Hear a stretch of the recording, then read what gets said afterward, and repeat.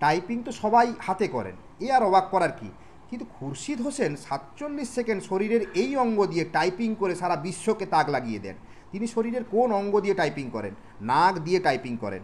পৃথিবীর সব থেকে ছোট যুদ্ধ, যা ব্রিটেন ও জাঞ্জিবারের মধ্যে হয়েছিল।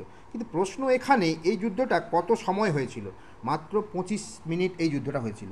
ভীমনাগের দোকানের মিষ্টি খেয়ে খুশি হয়ে ঘড়ি কোম্পানি কুক অ্যান্ড কেলভির সেই সময়ের কর্মকর্তারা সেই দোকানের জন্য একটি ঘড়ি উপহার দেন। ঘড়িটির বিশেষত্ব কী? ভীমনাগের দোকানের জন্য একমাত্র বাংলা ঘড়ি তৈরি করে দেন তারা।